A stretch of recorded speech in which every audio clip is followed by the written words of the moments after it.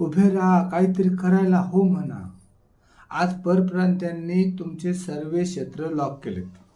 Real इस्टेटमध्ये परप्रांती, तुमचे builder परप्रांती, त्यांनी पार महाराष्ट्राची जे डिझाईनच बदलून टाकली.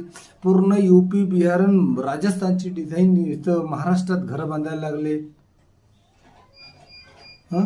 त्यानंतर किराणा क्षेत्र संपलं, कापड मार्केट संपलं, पूर्ण बाजारपेठा तुमच्या संपल्यात. आता राहिलं एकच, ते काय? मराठी नेता. आणि त्याच्यातही ते घुसायला लागले राजकारणी. राजकारणामध्ये आज आपले जे राजकीय नेते आहेत ते मराठी आहेत, पण मागच्या इलेक्शनमध्ये त्यातही 3% परप्रांती घुसले. आणि हीच परिस्थिती राहिली तर पुढच्या इलेक्शनमध्ये आपले मराठी राजनेत्यांना पण ते तोड देणार पैशाच्या जोरावर. आणि तिथं सरकार ही परप्रांतीची उभी राहील. मग महाराष्ट्रात मराठी माणसाचं काय राहिलं? मग काय आपण मराठी माणूस कुठं राहणार आहे? कोणाकडे जाणार आहे?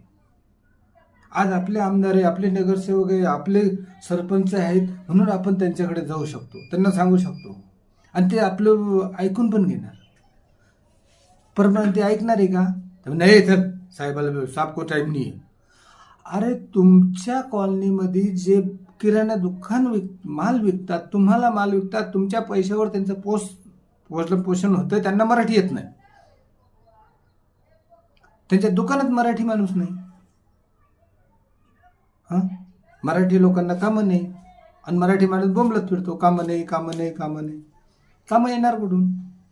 जेवढ्या मराठी कंपन्या, मॅन्युफॅक्चरिंग कंपन्या आहेत, त्या कंपन्यांचा मालच मार्केटमध्ये येत नाही, कारण मराठी माणसाचं मार्केटच नाही.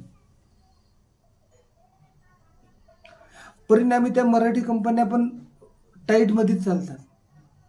याचा त्यांना बाहेर प्रांतात कुठेतरी विकावं लागतं. पण महाराष्ट्राचा चांगल्या क्वालिटीचा माल ते महाराष्ट्रात देऊ शकत नाही.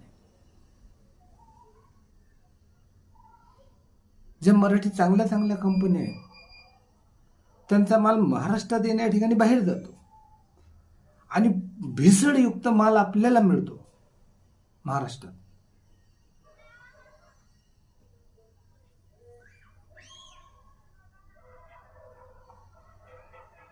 कुठंतरी चेंजची गरज आहे.